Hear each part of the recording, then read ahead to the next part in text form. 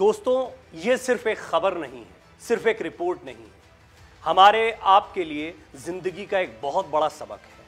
3 minute, सिर्फ 3 minute बने रहिए और जानने की कोशिश करिए हम किन सपनों के पीछे भाग रहे हैं।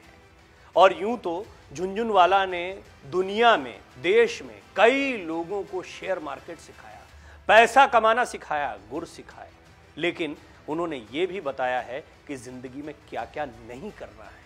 वो कौन सी चीजें हैं जिनकी वजह से 45,000 करोड़ से ज्यादा की संपत्ति होने के बावजूद झुनझुनवाला के सपने अधूरे रह गए, वो हम जानने की कोशिश करेंगे। और साथ ही साथ ये भी समझने की कोशिश करेंगे कि कैसे हम जिंदगी में एक अंधी दौड़ में भागे चले जा रहे हैं, एक ऐसी दौड़ जहां पर सबका सपना ले देकर पैसा दिखाई देता है, लेकिन पैसे से इतर ऐसा बहुत कुछ है जिसको झुनझुनवाला ने खो दिया था, और वो खुद अपने शब्दों में से कैसे बयां करते थे, इस रिपोर्ट में ये आपके सामने रखने की कोशिश करेंगे। उनकी एक बहुत मशहूर बात है, एक इंटरव्यू का छोटा सा हिस्सा है, वो मैं आपके सामने जस का तस रखता हूं। सबसे पहले उनका कहना था, एक इंटरव्यू में, एक अखबार को वो इंटरव्यू दे रहे थे, बिजनेस से जुड़ी हुई बातचीत चल रही थी, लेकिन उन्होंने कहा, मैंने एहसास किया है कि मुझे कड़े अनुशासन की, डिसिप्लिन की जरूरत है। मैं डायबिटिक हूं और मछली की तरह शराब पीता हूं। मैं मेरे जुड़वा बच्चों को 25 साल का होता देखना चाहता हूं। 2 चीजें यहां समझ में आती हैं। पहली चीज ये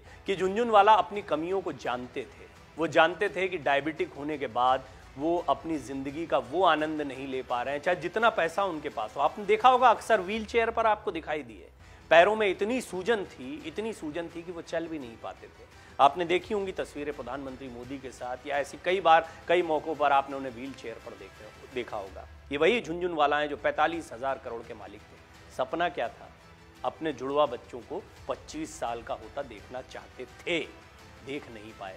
उनके बच्चे 25 साल के नहीं बल्कि उससे भी आधी उम्र के हैं, और तभी झुनझुनवाला की मौत हो गई। साल 2010 में एक अखबार से बातचीत में शेयर मार्केट के बिग बुल राकेश झुनझुनवाला ने यह बात कही थी।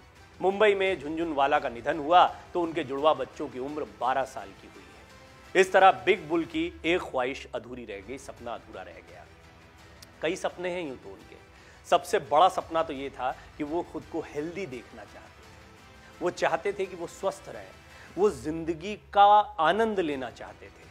और हमने देखा है कि वो काफ़ी उत्साह में रहते थे, वो काफ़ी जोश लोगों में भरते थे, लेकिन इसके बावजूद शरीर उनका साथ नहीं दे रहा था। और वो ये भी जानते थे कि इसकी वजह वो खुद हैं,